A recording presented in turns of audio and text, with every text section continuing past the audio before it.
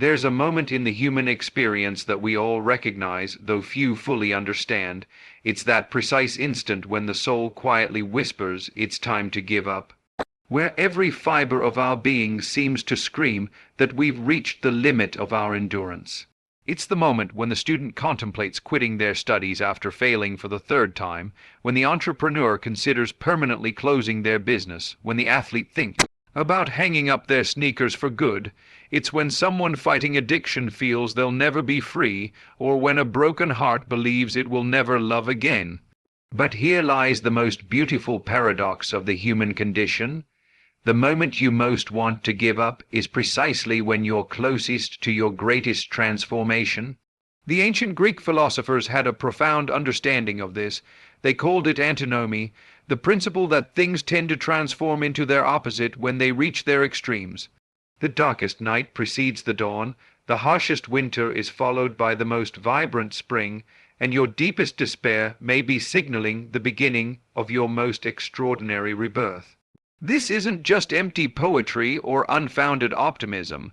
It's the recognition of a fundamental pattern that governs both the physical universe and the human experience. When we observe nature, this principle constantly reveals itself. Bamboo, for instance, can grow up to 30 meters tall, but during its first 5 years it remains almost entirely invisible. During those years of apparent stagnation, it's developing an underground root system so deep and complex that it can support its explosive future growth. Those 5 years of seeming stillness are the real work happening beneath the surface, in the darkness where no one can see it. Your current struggle might be serving that exact same purpose. It's laying down the invisible infrastructure that will support your future success. But let's understand something crucial about the nature of surrender. Not all acts of surrender are defeat. The masters of judo teach that sometimes the greatest strength lies in yielding, in using the opponent's force to your advantage. There's a crucial difference between surrendering out of wisdom and surrendering out of fear. When you surrender from wisdom, you're letting go of something that no longer serves you to make space for something better. When you surrender from fear, you're fleeing from your own growth. How do you distinguish between the two? Wise surrender comes with a sense of peace even amid pain. You feel like you're flowing with the natural current of your life. Surrender, born of fear, comes with bitter resistance, with the sensation that you're betraying your potential. Your body knows it, your intuition recognizes it. The problem is, we often lose connection with that inner wisdom because we're too caught up in the noise of our anxious thoughts. Neuroscientists have discovered something fascinating about how our brain works during times of intense crisis. The amygdala, a primitive part of the brain that detects threats, becomes hyperactive and literally hijacks our higher executive functions. It's like a faulty alarm system going off all the time, preventing us from accessing our true capacity. This is why everything seems darker and more hopeless when you're in the middle of a storm. But here's what the amygdala can't distinguish. It can't tell the difference between a real threat to your physical survival and a perceived threat to your psychological identity. To your primitive brain, social rejection, professional failure, financial loss, or heartbreak register with the same intensity as a predator lurking in the shadows. This is why your fight or flight response activates in situations that, objectively speaking, don't threaten your life but do challenge your sense of who you think you are. Here lies one of the most important keys to navigating these moments, understanding that most of the time you're not fighting external circumstances, but the death of an outdated version of yourself. The student thinking about quitting their studies isn't really fighting against math or literature. They are fighting against the death of their identity as someone who's not smart. The entrepreneur thinking of closing their business isn't fighting low sales. They are fighting against the death of their image as someone destined for instant success. This resistance to psychological death is completely natural and understandable. We invest so much in maintaining certain images of ourselves that when life presents us with evidence that those images need to evolve, we experience something akin to grief. Elizabeth Kubler-Ross identified the 5 stages of grief: denial, anger, bargaining, depression, and acceptance. These stages apply perfectly to moments when we feel we should give up. First comes denial. This can't be happening. There must be a mistake. Things will get better tomorrow. Then comes anger. Anger at the circumstances, at others, at ourselves, at the universe. Next, bargaining. If I work harder, if I change this small thing, if I sacrifice more. Then depression, the overwhelming feeling that nothing makes sense, that we've irrevocably failed. Finally, if we have the wisdom to persist, comes acceptance, the understanding that this ending is also a beginning. But let me tell you something that's rarely discussed about acceptance. It's not a passive state of resignation. True acceptance is intensely active. It's the recognition of the present reality combined with the conscious decision to participate in its transformation. In other words, it's saying yes to what is, while simultaneously committing to what could be. Think for a moment about the areas of your life where you feel that pressure to give up. Is it in your professional career where every day feels like pushing a boulder uphill? Is it in a relationship that seems to have lost all its magic? Is it in a dream you've chased for years, yet seen no tangible results? Is it in the battle against habits that you promise to change every Monday morning? Is it in the struggle against sabotaging thoughts that constantly undermine you? Whatever your particular arena of struggle, I want you to understand something fundamental. The feeling of wanting to give up is not evidence of weakness or inadequacy. It's evidence that you're human, that you're taking your life seriously, that you care enough to try. The only ones who never feel the urge to give up are those who never attempt anything meaningful. Moreover, that feeling of being at your limit often signals that you're exactly where you need to be for your next evolutionary leap. Experienced climbers are familiar with a phenomenon called the crux, the most difficult point of a climbing route. It's the moment where every muscle screams, where your mind tells you it's impossible to continue, where the temptation to give up is overwhelming. But climbers also know that once they push past the crux, the rest of the route becomes significantly easier. Your life has multiple cruxes, moments where every part of you rebels against the difficulty, but these moments are not there to torture you, they are there to expand you. Each time you successfully navigate a crux, you develop psychological muscles you didn't know you had. Every time you choose to persist when everything in you wants to give up, you build an internal library of evidence about your ability to overcome the impossible. Psychologists who study resilience have identified something called post-traumatic growth, the phenomenon where people not only recover from devastating experiences, but emerge wiser and more capable than before. It's not that trauma is inherently good, but our response to trauma can catalyze transformations that wouldn't have otherwise been possible. This growth isn't automatic. It requires a conscious choice. It requires that, amid the chaos and pain, you decide to seek meaning, lessons, and hidden opportunities. It requires you to ask not, "Why is this happening to me?" but "How can I use this to become who I need to be?" Consider the pressure that coal feels before it becomes a diamond. For millions of years, it stays buried in darkness, subjected to forces that, from any external perspective, seem destructive. Yet, those very forces that could pulverize weaker materials are precisely what transforms coal into the hardest, most brilliant substance known to mankind. Your current pressure is no different. The circumstances that make you want to give up may be exactly the pressure needed to transform you into the most resilient and brilliant version of yourself. But unlike coal, you have a choice in how you respond to that pressure. Now, let's be completely honest about something. Not all persistence is wise. There are moments when surrendering is the most intelligent and courageous decision you can make. The art lies in discerning when you're facing a disguised lesson that you need to complete, and when you're facing a dead end that you need to walk away from. Here's a simple test you can apply. When you contemplate giving up, do you feel primarily relief or primarily regret? If you feel genuine relief, a sense of liberation, like you're letting go of a burden you never should have carried, you're probably facing a situation that's healthy to abandon.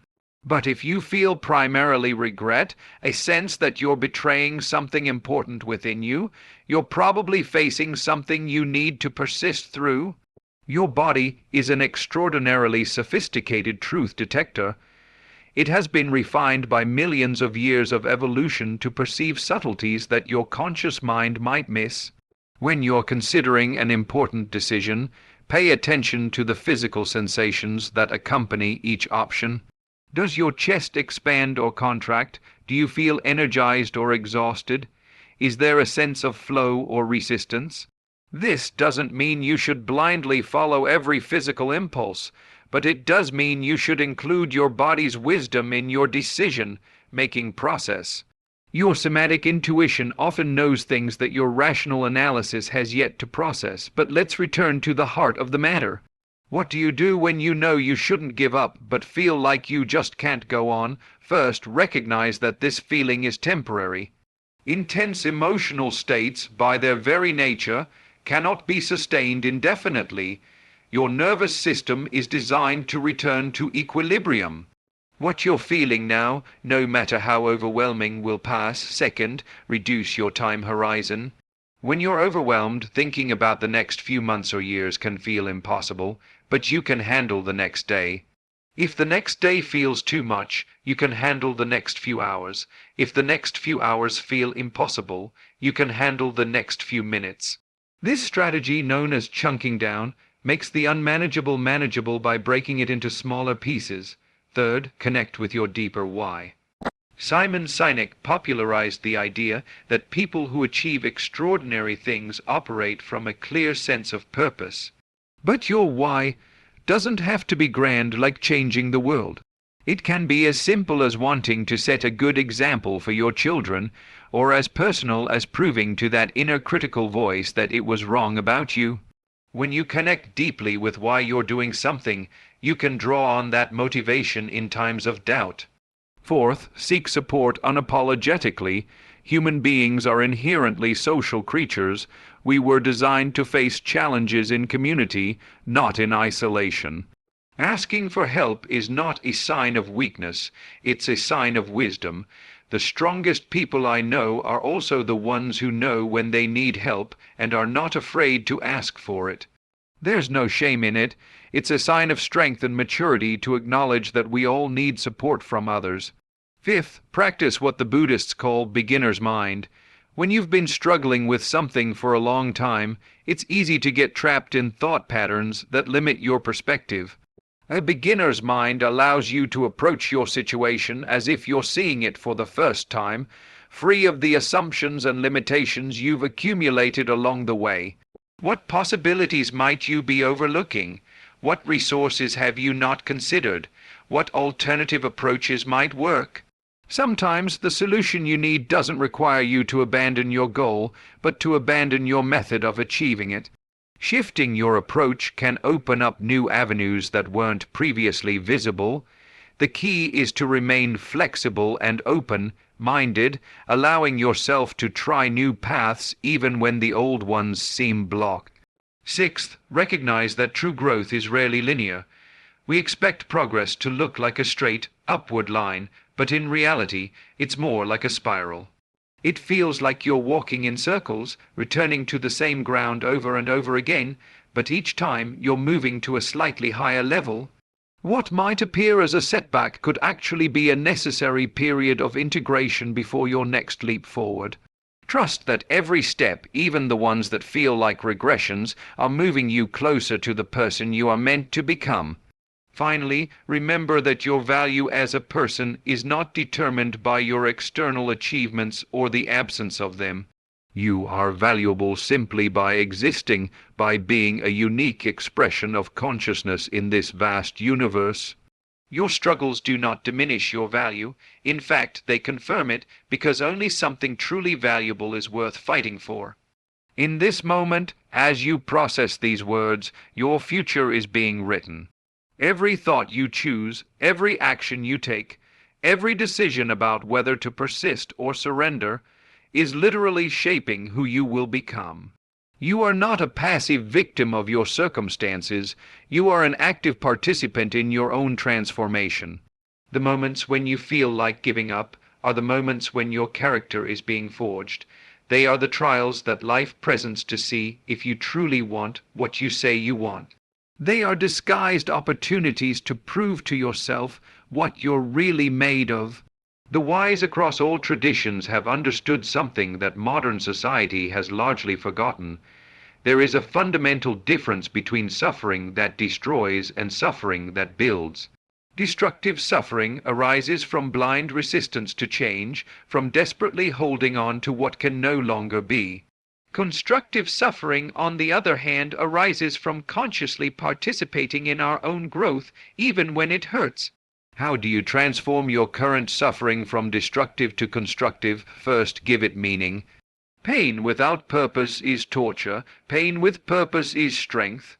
When you decide that your current struggle is developing emotional muscles you'll need for the future, when you choose to see every obstacle as training for even greater challenges, you transform the experience entirely. Elite athletes understand this intuitively. They embrace the pain of training because they know that every muscle they break down will rebuild stronger. Every limit they push will expand their future capacity. Pain becomes their ally, not their enemy. Your emotional life operates the same way. The challenges you face now are not signs that you are weak, but that you are growing, that you are expanding. They are the forces that are pushing you to become a stronger, wiser version of yourself. And here's something you need to understand about the moments when you want to give up. They often come just before the most significant breakthroughs. Gold miners in the 19th century had a saying: "Gold is typically found just 3 feet beyond where most people give up digging." Your personal gold, your moment of transformation, may be just 3 feet deeper than where you feel like stopping. This isn't magical thinking, it's the recognition of real patterns. Systems, whether physical, psychological, or social, tend to put up the greatest resistance just before change occurs. It's as if the current reality is making one last desperate attempt to maintain the status quo before it finally gives way to the new configuration. Think of the moment just before water begins to boil. For 99 degrees, it seems like nothing extraordinary is happening. But with just one more degree of heat, the entire molecular structure changes dramatically. Your current situation might be just 1 degree away from its transformative boiling point, but to reach that moment, you need to develop what I call tolerance for uncertainty. One of the primary reasons we feel the urge to give up is because we don't know how much longer the difficulty will last. Our minds, designed to look for patterns and predictions, become deeply uncomfortable with the unknown.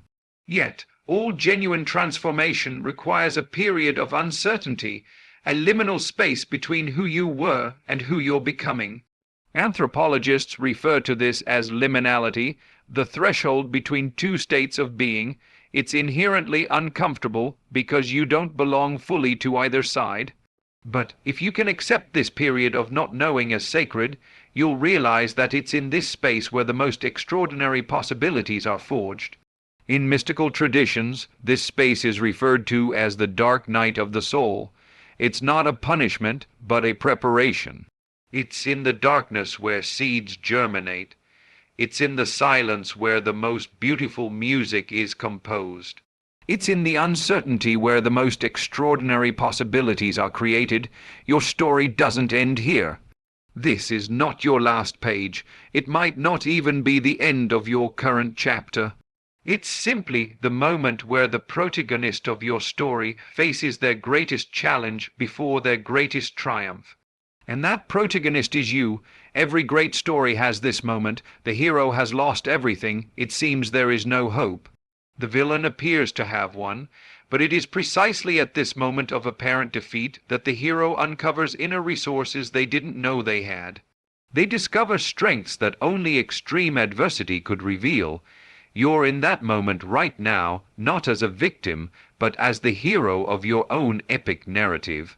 Every step you take forward, no matter how shaky, is an act of heroism.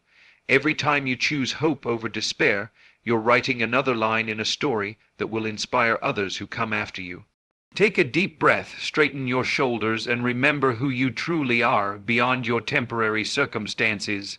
Then take the next step, however small, toward the person you're destined to become. The world needs the version of you that will emerge on the other side of this struggle. Don't give up now, not when you're so close to meeting that version. I want to remind you of something important. Your growth and transformation aren't about avoiding discomfort, they're about how you navigate it. Just like an athlete grows stronger through pushing their limits, you are growing stronger with every challenge you face. Your emotional strength is built through perseverance, through choosing to move forward despite how tough it gets. This isn't about avoiding the pain, it's about learning how to use it, how to transform it. And here's the truth, the pain you feel right now, the pressure you're under, is not a sign that you're failing. It's a sign that you're in the process of being refined. Just like iron is forged in fire, your character is being shaped in the fire of your trials. And you are emerging from this process stronger, wiser, and more capable than ever before. Let's talk about something crucial that's often overlooked. Not all suffering is the same. There's a key difference between suffering that destroys you and suffering that builds you. Destructive suffering comes from resisting change, from desperately trying to hold on to something that no longer serves you. Constructive suffering, however, comes from consciously engaging with the process of growth, even when it's uncomfortable. It's the kind of suffering that, over time, leads you to become a stronger, more resilient person. How do you transform the suffering you're experiencing from something destructive into something constructive? The first step is giving it meaning. Pain without purpose is pure torture. Pain with purpose is strength. When you decide that your current struggle is helping you build the emotional muscles you'll need for your future, when you choose to view every obstacle as preparation for even greater challenges ahead, you transform the experience entirely. Elite athletes understand this intuitively. They embrace the pain of training because they know that every muscle that breaks down will rebuild stronger. Every limit they push expands their future capacity. The pain becomes their ally, not their enemy. Your emotional life functions exactly the same way. The challenges you're facing right now are not signs that you are weak or inadequate. They're signs that you are growing. They're the forces that are pushing you to become a stronger, wiser version of yourself. And here's something critical to understand about the moments when you feel like giving up. They often come just before the most significant breakthroughs of your life. This isn't a coincidence. It's part of a pattern that runs through every meaningful transformation. In fact, think about the gold miners again. They would often abandon their digging just 3 feet before they would have struck gold. How many people give up just before reaching their breakthrough? How many times have you felt ready to quit, only to discover later that you were so close to a major turning point? This pattern isn't just a myth, it's real. The systems, whether in life, in business, or in personal growth, tend to resist the most right before the change happens. It's almost as if everything is holding on to the current state for one last attempt to keep things the same. But just beyond that resistance lies the transformation you're seeking. Think of the moment before water begins to boil. For 99 degrees, everything seems still. There's no sign of change, but then, with just one more degree of heat, the whole structure of the water changes dramatically. You might be just 1 degree away from the breakthrough you've been waiting for, but you'll only reach that boiling point if you develop what I call tolerance for uncertainty. One of the reasons why we feel like giving up is that we're uncomfortable with the unknown. Our minds, designed to look for patterns and predict outcomes, get deeply uneasy with uncertainty. But here's the truth. All genuine transformation requires a period of uncertainty. There's a space in between who you were and who you're becoming, a liminal space that's naturally uncomfortable. This space is where growth happens. It's where you forge your new identity, and it's essential that you learn to sit with that discomfort, to embrace the unknown as part of your process of becoming. Anthropologists call this period liminality. It's the threshold between 2 states of being. It's inherently uncomfortable because you don't belong fully to either side. You're no longer who you were, but you're not yet who you're going to be. This is where the most transformative work happens, when you're in between, when the old version of you is dying and the new one is waiting to emerge. It's in this place of discomfort that the seeds of your new life are being planted. Embrace this space of uncertainty. It's not a curse, it's the fertile ground where your transformation is taking place. And while it might feel like you're losing yourself, what's really happening is that you're shedding the parts of you that no longer serve your future self. You're being reborn, just as the bamboo that's invisible for years is quietly laying the foundation for its explosive growth.